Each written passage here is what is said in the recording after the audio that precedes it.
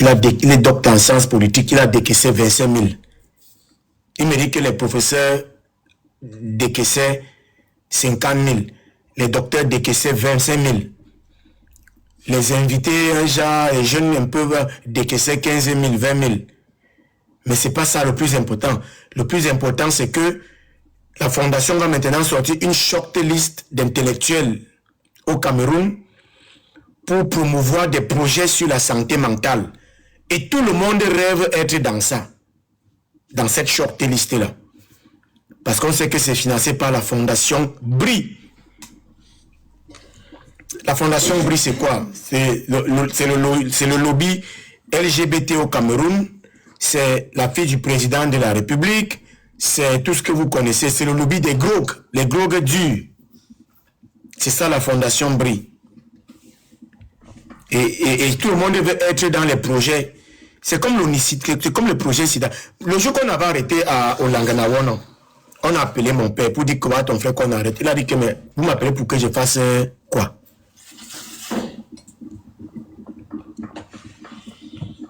Parce que le Langanawon, il était avec ses amis intello et tout ça. Ils ont mangé l'argent de l'ONU-SIDA. Ils ont mangé l'argent de l'ONU-SIDA.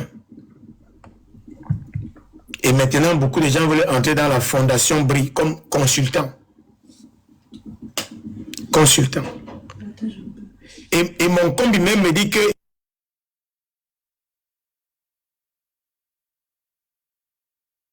il s'est gâté.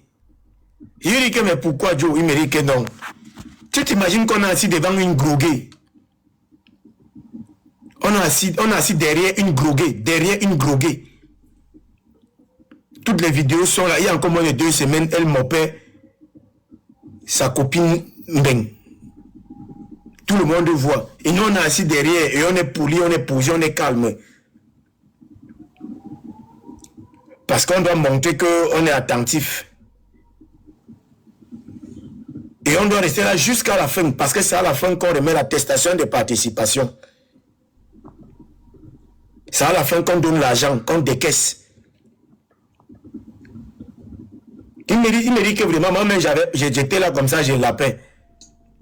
C'est là qu'il demandait que, mais toi-même, tu es donc parti faire quoi là-bas? Si toi-même tu es, il me dit que non, mon frère, il y a des gros marchés.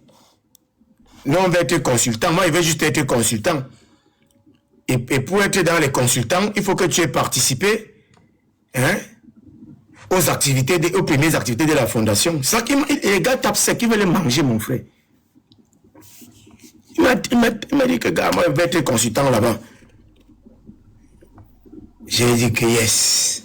Le pays est un genre, le pays est glacé.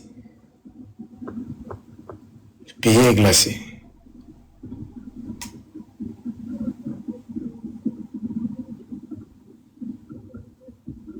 Oui. C'est compliqué. Je vois que moi-même, à la rue où les choses vont, je ne sais pas, les gars, je ne sais pas. Moi aussi, je dois vivre. Vrai, moi aussi, je dois vivre. Je ne sais pas à la rue où les choses vont. Moi aussi, j'ai mes filles, là, j'ai 2 filles. L'autre arrive, la 3e arrive. Je dois aussi fêter la dot. Parce que je ne sais pas comment vous voyez ça. Mais est-ce que c'est un Tintin comme moi qui va changer au Cameroun? Peut-être même je prêche dans le désert. Non, je suis honnête là, vraiment, je ne comprends plus rien. Mon combi qu'on était ensemble à l'AOFAS, Association des étudiants de la faculté des sciences, à Yaoundé, on était là-bas. Première année, on a eu des problèmes. Lui, là, il est parti se réinscrire à soi. Son cas était léger. Moi, je suis resté à Ngouaké. Je vais faire 2e année ici, là. Secrétaire général à l'AOFAS, à Fana. Quand c'est devenu trop glacé, je suis parti. Nous, on a eu des jeunes. La jeunesse est maintenant nulle. La diaspora est nulle. Il y a une jeunesse camerounaise qui était prête à tout pour voir le Cameroun changer. On a eu la DEC. Association de défense et des droits des étudiants. Nous, on a eu la DEC. La DEC a combattu Madame le recteur, elle s'appelait comment là? Dorothy Njema.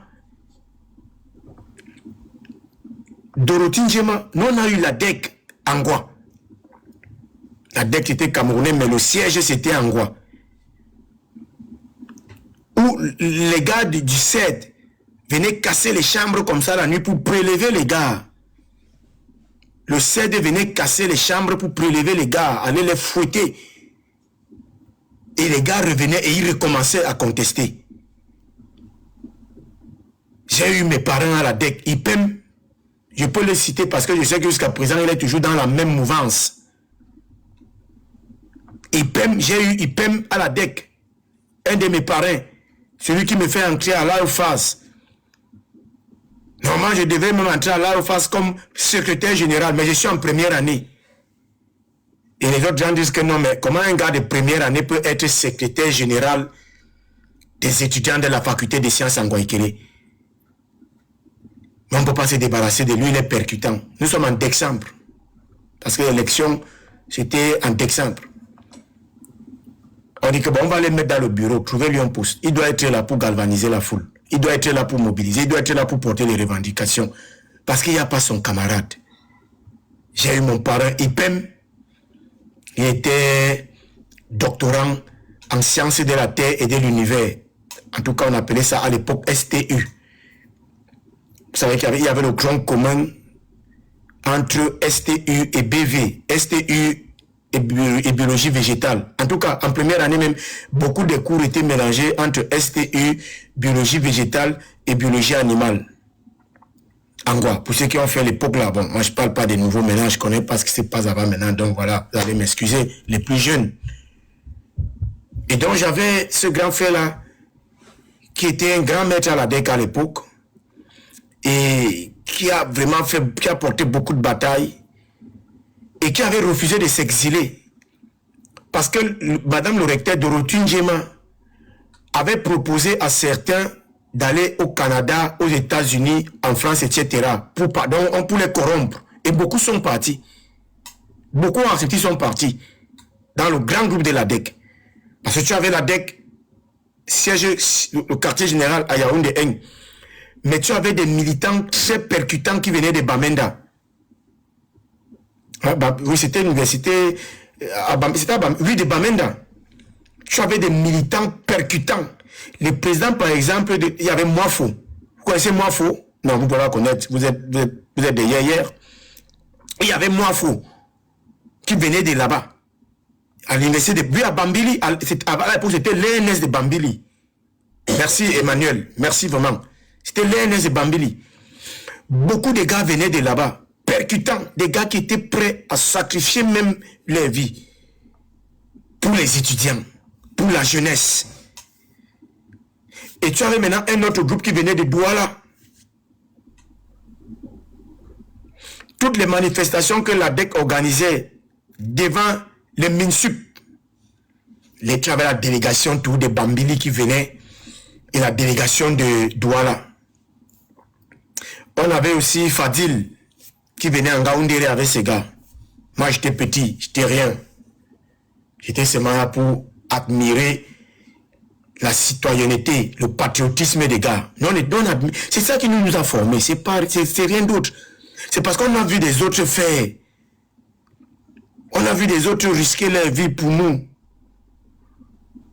Quand les gars ont contesté l'augmentation des frais académiques, c'était passé à 50 000. C'était grave à Yaoundé. Je me rappelle l'année qu'on a ouvert la faculté d'agronomie à Tchang. Et que le concours avait mal tourné. Et que les gars étaient quittés de Tchang. Venus faire la contestation devant le MINSUP. Et qu'il y avait la délégation de Bambili. Et qu'il y avait la délégation de Ange Raphaël. Les gars qui venaient de Douala. Et que le MINSUP était obligé de sortir pour recevoir les gars. Et qu'on avait menacé Dorothy Njema que si elle ne met pas de l'ordre à Yaoundé, elle ne sera plus recteur. Et d'ailleurs, c'est ce qu'il a chassé à Yaoundé 1. parce qu'elle ne maîtrisait pas la situation. C'est là où on envoie, je peux me tromper, mais je pense que je ne me trompe pas, quand on chasse des Rotun Djema, on envoie Oumarou Bouba, le recteur Oumarou Bouba. Hein? Oumarou Bouba, c'est lui qui arrive maintenant. Silence, stop, pas d'émotion. Les gars du 7, les gars du GPGN, hein, sont très actifs dans le campus. Le Mateko n'est pas encore ce que c'est là. Le Mateko, c'était où on faisait les réunions. En terre battue. Au Mateko. C'est même ce qui a fait du Mateko, c'est que le Mateko... Ils ne connaissent pas l'histoire du Mateko, monsieur. Bon, nous, on a vu les gars. Moi, mon parent, c'était Ipem. Je peux citer son nom. Ipem. Il était doctorant en STU. Il était on dit ça comment en français? Un seguache. En français, on dit ça comment là? Quand tu as ton maître là, un élève. Il était un élève du professeur Bekoa. On l'appelait Bac plus 32 à l'époque, en faculté des sciences. Le professeur Bekoa. Il donnait cours de cartographie, géophysique, topographie. Le professeur Bekoa, on l'appelait Bac plus 32. IPEM était un de ses sujets, un de ses élèves. Et IPEM, nous on a vu IPEM agir. On a vu IPEM refuser d'aller aux États-Unis. Parce que Dorothy Ndjema les avait proposé à eux tous, les leaders de la DEC, à eux tous, d'aller à l'extérieur, pour ceux qui voulaient, pourvu que la contestation finisse, s'arrête, s'extompe. La DEC est devenue quoi? Les vrais de la DEC qui voulaient combattre sont restés au Cameroun. Les politiciens de la DEC sont venus à l'étranger. Ils ont mis sur pied ce qu'ils ont appelé le code. Est-ce que tu me suis? Je te raconte l'histoire de la jeunesse camerounaise. Je te raconte l'histoire de la jeunesse camerounaise. C'est pas ce que tu vois maintenant là sur les réseaux sociaux. C'est pas ce que tu vois là. Les vrais résistants de la DEC, les Moifo et tous les restes, les IPEM, c'est vrai que Moifo a été finalement parti du pays à un moment, mais les deux étaient restés. Ils ont dit, nous on est ici, on part pourquoi? On est ici. Ceux qui étaient corruptibles, on les a donné des bourses d'études pour les États-Unis, la France, tout ça, ils sont partis. Et quand ils sont arrivés dehors, ils se sont ralliés au SDF. Ils appelaient ça le code. Est-ce que tu suis ce que je te dis même? Est-ce que tu suis bien ce que je te dis? Est-ce que tu es concentré? Ce soir, je vais te dire que la jeunesse du Cameroun, le Cameroun a eu une jeunesse. Et nous devons faire tout et pour tout. C'est cette jeunesse-là qui obligeait le gouvernement à produire les résultats. C'était une jeunesse qui conteste. C'était une jeunesse qui propose. C'était une jeunesse consciente. Une jeunesse capable d'interpréter les enjeux du moment. C'était des gens engagés. C'était des gens qui voulaient laisser leur nom gravé sur le marbre de la République. Ce n'était pas Célestin Victorien. Ce n'était pas Afronette. Ce n'était pas Gignac. Ce n'était pas Bisou sur la tomate. Ce n'était pas Guerrier et Kang, comme vous les appelez. C'était une jeunesse d'abord cultivée, ensuite déterminée au sacrifice ultime, pourvu que leur nom reste gravé sur le marbre de la République. Et ces grands frères nous ont inspirés parce qu'on était là. C'est à cause de ces grands frères que j'ai combattu Djoupou Daniel. Il était doyen à la faculté des sciences à Yaoundé 1. C'est à cause de ces grands frères-là. Parce qu'ils avaient vu comment ils l'ont combattu. Ils ne sont pas morts. Et ils ont évolué.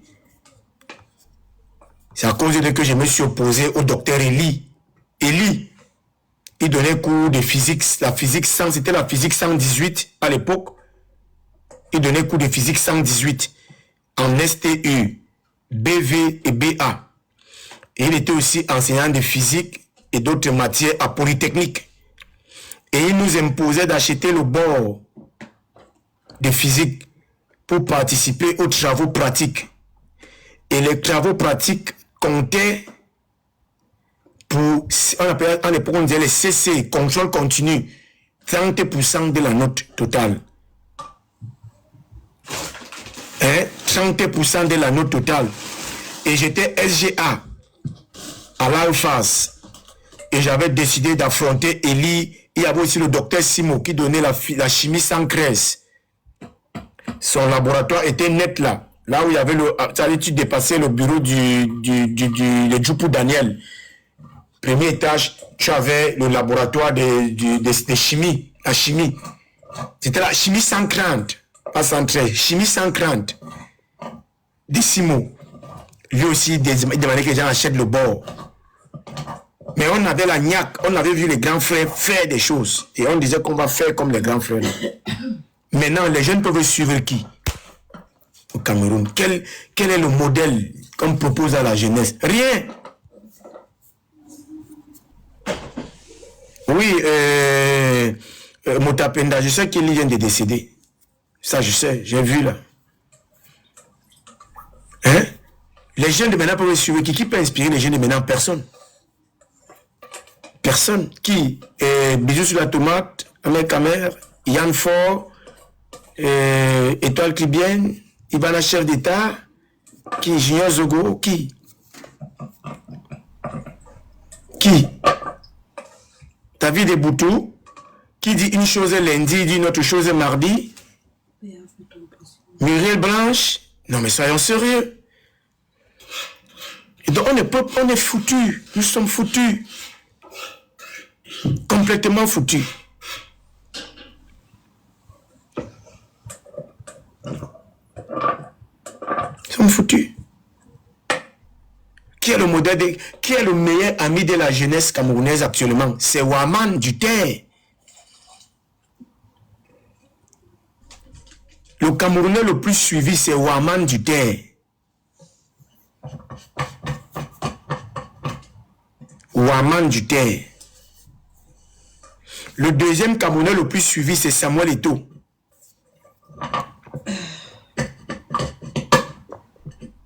Samuel Eto'o.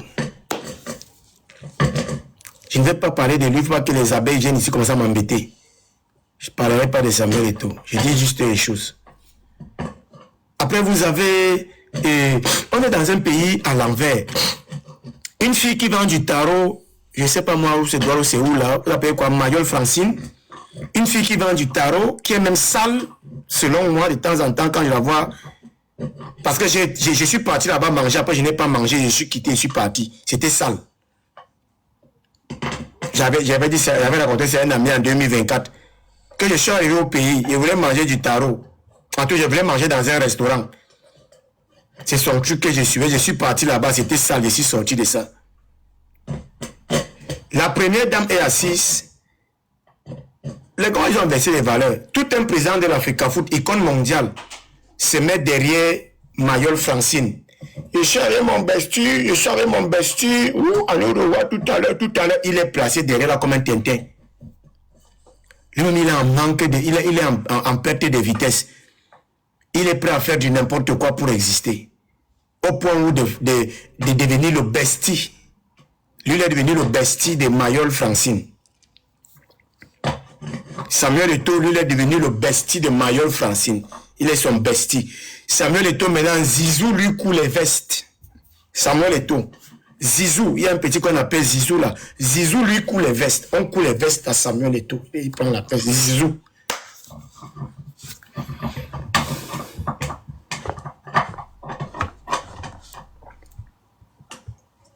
Vous voulez quoi?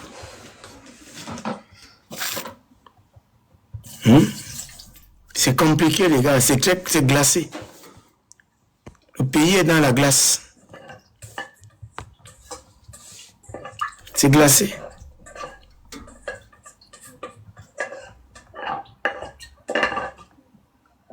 Chacun fait ce qu'il veut. D'autres, si vous voulez pleurer, vous pleurez. Ceux qui veulent rire, rient, mais c'est glacé.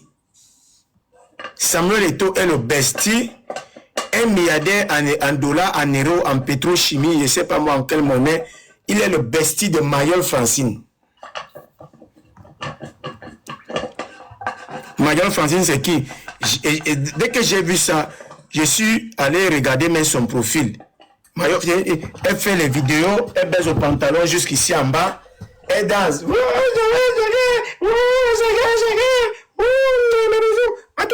À tout à l'heure, le père va cuire, à tout à l'heure, à dimanche. Les gens viennent, on met les likes, on tapote. Sa communauté la soutient. Ma communauté, soutenez-moi. Ma communauté, soutenez-moi. Tous ont des communautés. Ma communauté, soutenez-moi. Ma communauté, soutenez-moi. Lui, il est la bestie. Parce qu'il a besoin de la communauté là.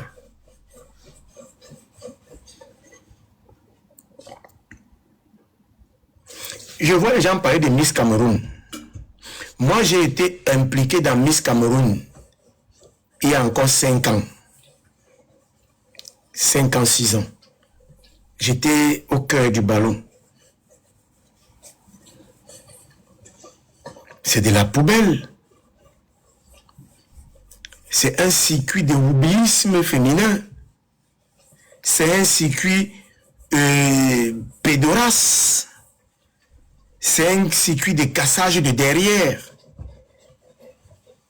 C'est pas la Miss. C'est toutes les belles filles qui vont se présenter au concours de Miss. C'est le recrutement en masse. Je dis c'est le recrutement en masse. J'avais eu une maison en Italie,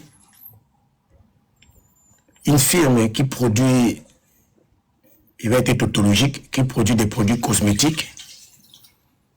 Je vais taire le nom pour ne pas lui faire de la mauvaise publicité. J'avais eu un contrat avec eux. J'avais donc parlé avec une dame qui était au comité d'organisation du Comica pour voir comment on peut gérer. Donc j'avais commencé à collaborer avec. C'est rien là, c'est la poubelle. Je dis c'est la poubelle. C'est peut-être la plus grande organisation de trafic d'êtres humains au Cameroun. Miss Cameroun, dont je vous parle là. Quand vraiment j'étais son nom parce que c'est une grande sœur à un ami prêtre que j'aime beaucoup. Et je ne peux pas l'exposer. Parce que c'est lui qui me connecte à elle.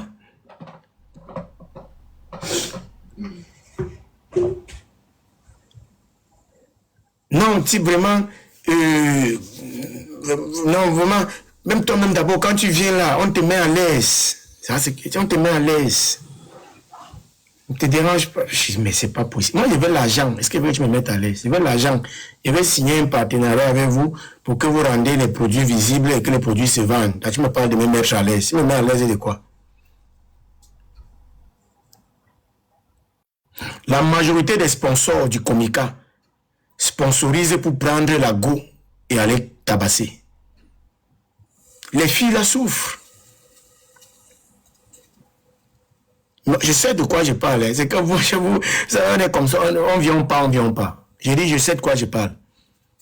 La majorité des sponsors du Comica, comité d'organisation Miss Cameroun, ne veulent rien gagner. C'est juste l'accès. C'est l'accès au frais pâturage. Et il y a ça allait laisser ce que vous voyez là que Comica au niveau national. Il y a un terrible trafic de jeunes filles au niveau départemental et régional que vous ne pouvez même pas imaginer. Ils recrutent dans les lycées, ils recrutent dans les universités. Je me rappelle qu'on avait participé, c'était en 2007, oui, à une sélection du Comica à Yaoundé 1. Il fallait voir de quoi il est question. J'ai dit, laissez la finale nationale là où il y a 10 filles ou bien... Non, c'est pas de ça qu'il est question. Hein? Le grand cercle de recrutement, c'est un niveau départemental, régional. Les lycées, les instituts d'enseignement supérieur, c'est là-bas on pas chercher. On met à la disposition des faucons. Et il ne se limite pas d'écraser le pistache ou le coquille. Ils fracassent le derrière parce qu'ils te mettent à l'aise complètement, ils te déguisent, ils te gâtent complètement. Voilà ce que les jeunes filles vivent au Cameroun. Voilà la jeunesse que nous on a actuellement. Paul Biya est devenu président à quel âge au Cameroun? Paul Biya est devenu président à quel âge au Cameroun? À la quarantaine. Il est devenu ministre, il avait 29 ans. Oumyobé, il est décédé au Sénat, à ses 33 ans. En essai, quand il dans les années 90, quand il pilotait les villes motiles avec quel âge? Maintenant au Cameroun, quand tu as l'âge là, tu es bébé. Quand tu vois un gars de 30 ans au Cameroun, dans sa tête, il a 14 ans et demi. Il a 14 ans et demi. Les gars sont plus connectés, ils sont plus dans la réalité. Ils sont dans un autre monde. Mais c'est pourquoi je vous dis, le président Paul Biya a été très fort, il a réussi. Il a réussi à zombifier au moins 5 générations. Je dis au moins minimum 5 générations. Combien de jeunes au Cameroun peuvent s'opposer à un ministre actuellement? Verbalement, combien de jeunes peuvent prendre la parole, s'opposer à un ministre, refuser les avances d'un ministre? Combien? Ils sont combien?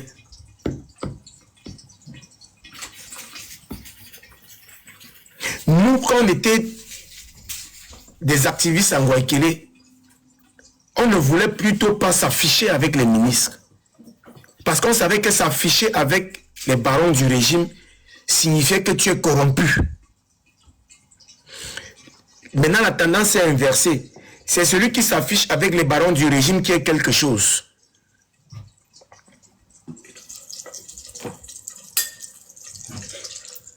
Ah oui. Ça dit, nous, on avait du dégoût, du mépris. On avait du dégoût, du mépris pour les barons du régime. J'ai dit du dégoût et du mépris.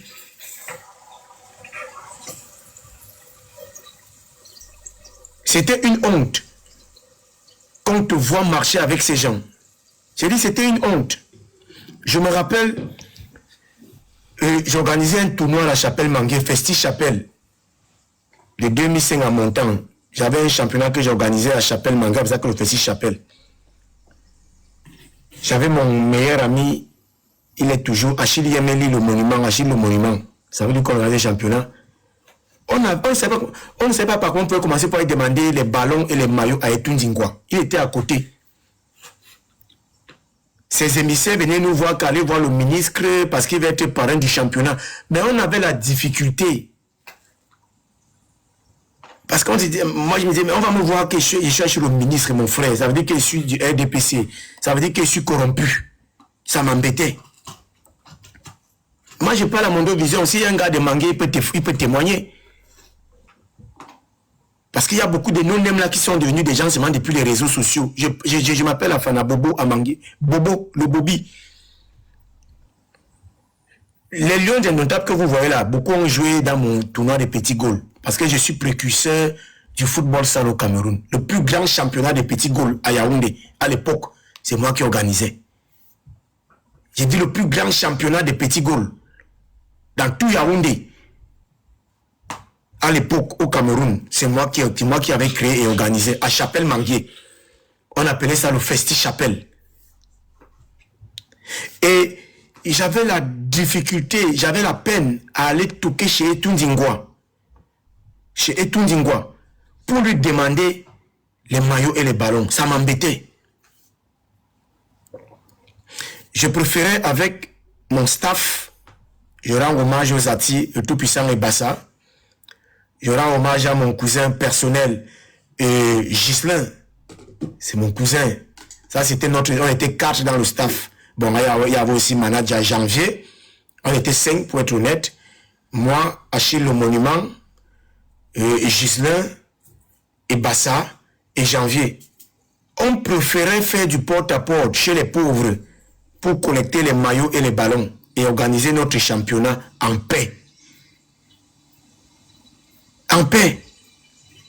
Les Lions indomptables que vous voyez là ont joué, c'est chez nous qu'ils ont commencé à être quelque chose. Les Gaël Nganamui venaient jouer au Festi Chapelle. Et beaucoup d'autres. Et on les chocoyait. Le pain avec le soya et le nourrice. Je payais. Hein? Mais on ne voulait pas s'afficher avec ces gens. Parce que nous, on avait une mentalité selon laquelle ces gens sont des faussaires. Ces gens pratiquent. Ces gens sont des sectaires. Ces gens sont méchants. Ces gens ne sont pas sérieux, il faut les éviter. Il faut les éviter. Bon, maintenant, où est cette jeunesse-là capable de renoncer aux attitudes ventrales, aux attitudes testiculaires, libidiques, pour avoir un peu d'honneur? Regardez, je raconte des choses d'il y a 15 ans, 10 ans, mais je raconte ça toujours avec beaucoup de fierté, parce que c'est ça que je suis. Et personne n'a rien sur moi. Les gens racontent souvent des choses, mais personne n'a rien sur moi. Tout ce que les gens ont sur moi, c'est ce que j'ai fait. Et ce que j'ai fait est de notoriété publique. Publique.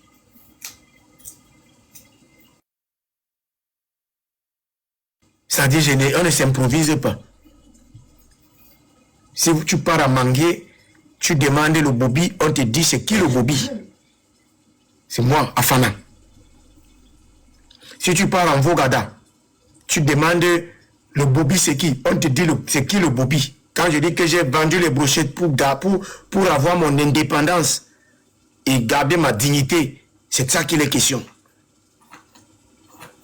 Si tu pars au rond-point Bastos jusqu'au Montfébé, tu demandes c'est qui le bobi? On te dit c'est qui le bobi?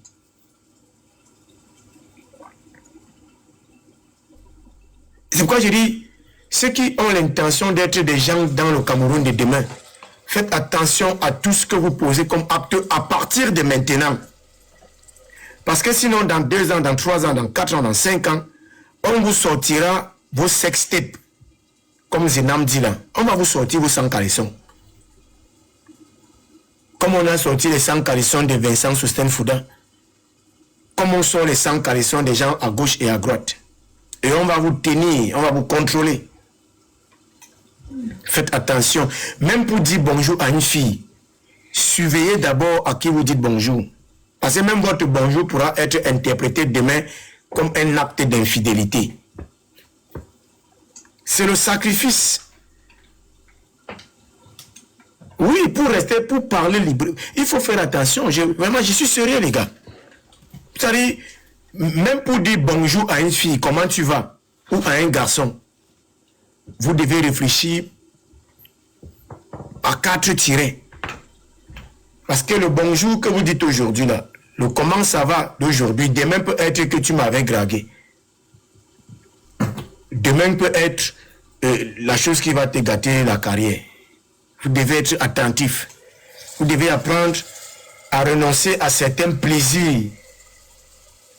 À renoncer à certains plaisirs de la chair pour bâtir votre notoriété.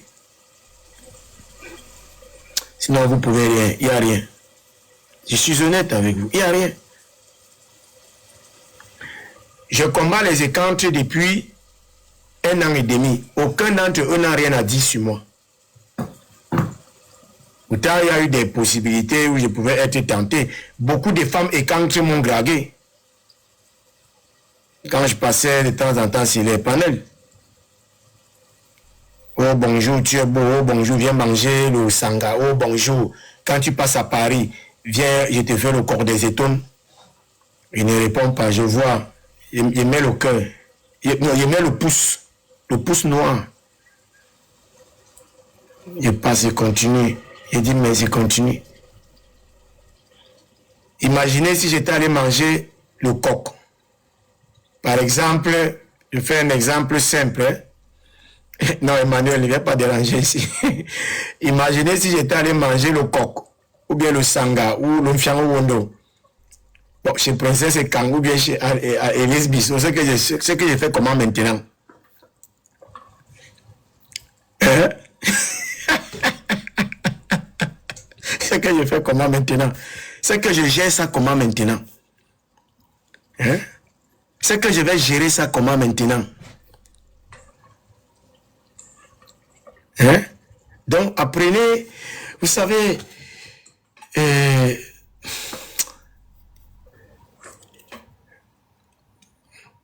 vous devez aimer le pays là. Et aimer le pays là, parfois plus que vous-même. Vous devez aimer le Cameroun. C'est comme ça que les autres ont construit les nations. Les gens qui ont construit la nation française aimaient la France, plus que eux-mêmes, plus que leurs frères et sœurs. Ils aimaient la France. Et ils ont tout donné pour la France. Et aujourd'hui, la France est ce qu'elle est, et non besoin pour venir en France. Les gens qui ont construit les États-Unis aimaient les États-Unis. Ils ont fait des sacrifices énormes pour les États-Unis. Et aujourd'hui, les gens sont prêts à traverser 4 continents à pied pour se retrouver aux États-Unis. Les gens qui ont construit l'Allemagne, qui ont construit l'Italie, quand je vois l'Italie, je vois le tout-puissant Garibaldi. Je vois Dante degli Alighieri. Je vois Boccaccio. Je vois le roi Emmanuel II. Le roi Emmanuel II. Je vois le roi Umberto. C'est des gens qui ont sacrifié pour certains leur vie parce qu'ils voulaient qu'il y ait la nation italienne. Je parle là du Risorgimento. Quand tu vois la France, tu vois la Belgique, le Japon, la Chine. Si on veut qu'un jour le Cameroun soit grand et prospère, il faut qu'il y ait des gens qui aiment le Cameroun plus que eux-mêmes. Comme Osende Afana avait aimé le Cameroun plus que lui-même. Diplômé en France, un doctorat avec beaucoup de difficultés, on a banni la publication et tout. Il a pris le risque de rentrer au Cameroun, pour faire rayonner le Cameroun. Il faut qu'il y ait des gens qui aiment le Cameroun plus que eux-mêmes pour qu'on puisse construire la nation camerounaise. Parce qu'il n'y a pas de nation. On avait commencé à construire, à bâtir la nation, mais comme je vous le dis, et vous le dites toujours, le président de la République a déconstruit le peu de nations qu'on avait commencé à bâtir. Il faut qu'il y ait des gens, il faut quelqu'un qui va, il faut des gens, pas quelqu'un, il faut des gens qui vont poser des grands actes. Et ces actes-là vont choquer, brutaliser la conscience des autres. Et les autres vont dire, on fait comme lui. C'est ça qu'il est question. Il faut une jeunesse qui doit prendre ses responsabilités.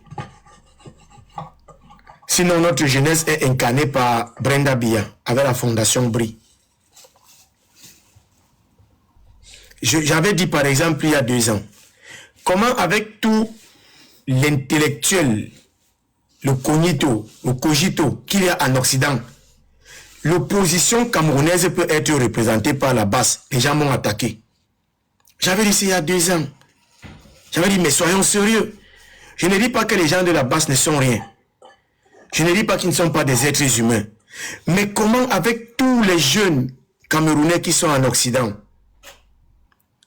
qui ont fait des hautes études en sciences politiques, en sociologie, en mécanique, en tout ce que vous savez, anthropologie, économie, machin, tous ces jeunes renoncent à prendre leurs responsabilités et c'est la base qui devient le représentant de la diaspora camerounaise dans la contestation. Quand j'avais posé cette question, je me rappelle, certains gens de la base avaient commencé à se balader avec ma photo qui vont me capturer. C'était pas méchant, les gars. C'était pas pour dire que vous n'êtes rien. Non. C'était pour dire, mais c'est ridicule. C'est ridicule. Ça signifie que nous ne sommes rien.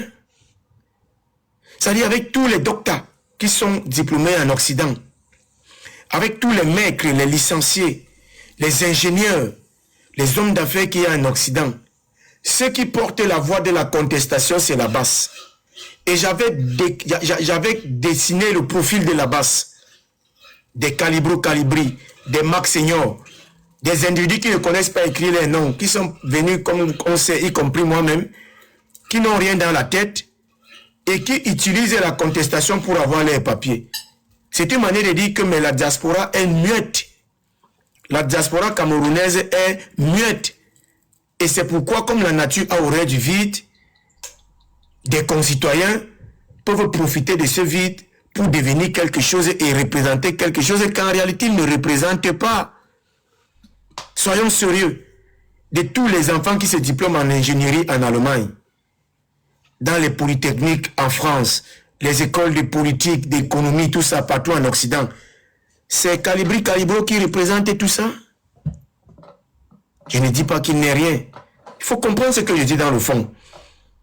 Donc il faut que vous devez avoir une... Est-ce que vous comprenez ce que je dis? Est-ce que vous comprenez ce que je dis dans le fond? Est-ce que vous avez cette capacité de discernement de ce que je dis pour ne pas attaquer les individus et comprendre la substance? Ça veut dire que la diaspora camerounaise a renoncé. C'est une diaspora vaincue, testiculaire, ovulaire, gonatique. C'est une diaspora de jouissance. Une diaspora qui a refusé de prendre ses responsabilités, qui a laissé le terrain vide, et donc d'autres individus ont profité de ce vide absolu pour faire leurs affaires, leur business.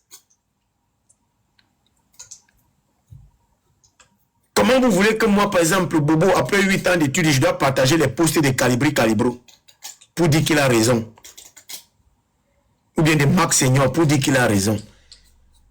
Dans la norme, c'est moi qui dois produire la pensée. Maintenant, Calibro partage pour dire que tel a raison, ou bien dire que il y a beaucoup de docteurs là, beaucoup des ingénieurs, beaucoup des maîtres, des licenciés. Et arrêtez de vous en foutre de l'école. On a tellement normalisé les cas au point où au Cameroun, les gens te disent que l'école c'est rien. L'école là ne sert à rien. C'est compliqué. Vous voyez un pays où ce sont ceux qui n'ont pas étudié qui ont la parole. Ceux qui ont étudié n'ont pas droit à la parole. Vous devez comprendre dans quoi nous sommes. Les gens disent non, laissez-nous avec vos longs crayons là. Ce sont les longs crayons là qui ont développé l'Occident. Ce sont les longs crayons là qui ont développé l'Occident. C'est de ça qu'il est question. Ce sont les ingénieurs là qui ont développé l'Occident. Les penseurs. Mais nous sommes dans un pays où d'abord ceux qui ont la connaissance refusent de mettre leurs connaissances au service de la masse. Mais pire encore, ceux qui n'ont pas la connaissance, parce qu'ils n'ont pas la connaissance, s'érigent en gourou de la non-connaissance. Donc normalise l'écart. Et on accepte donc que c'est maintenant Tchafak Jonas. C'est maintenant Tchafak Jonas qui peut défendre Paul Biya plus qu'un professeur agrégé, membre du comité central du RDPC. Est-ce que tu comprends ce que je t'explique là? C'est-à-dire au Cameroun, c'est Tchafak Jonas qui réussit à défendre Paul Biya plus que le professeur Magloire Omba, par exemple, qui est du RDPC, qui est plus cultivé, plus éduqué, qui a la rhétorique, et qui devrait défendre Paul Biya parce qu'il est là, il a tout. Non, lui, il n'est pas dit que non. Il ne peut pas, non, il faut laisser ça à Tchafak Jonas. Tchafak Jonas, il maîtrise, c'est celui qui connaît. Il connaît le panafricanisme, le Paul Biya, il connaît les accords coloniaux. Les accords coloniaux. Je vais m'arrêter là. Je n'ai pas prévu de faire l'arrêter. J'étais énervé que Brenda Biya organise des conférences au Cameroun et des professeurs partent immergés pour avoir l'attestation. Je ne vais pas faire monter les gens malheureusement, mais j'ai fait monter Et ça, c'est une étudiante qui est là depuis presque un an. Elle n'a jamais voulu monter ici pour dire quelque chose. Je ne sais pas si elle a fait une erreur pour monter ici, parce qu'il y a d'autres demandes que je ne vais pas accepter. Mais Mayem King, toi, tu es monté ici depuis quand tu montais sur mon live. Ça fait un an que tu n'as jamais voulu monter. Qu'est-ce qui se passe? C'est une erreur c'est une erreur ou c'est quoi? Si c'est une erreur, je te descends et voilà, je peux me reposer. Le match est même fini. Voilà, c'est mieux comme ça là. C'est mieux. Donc, passez une bonne soirée. Je vous invite à aller suivre les résultats de la conférence de presse de Brenda Biya. Elle a organisé une très grande conférence à l'hôpital Jamou pour parler de la santé mentale. Et rien.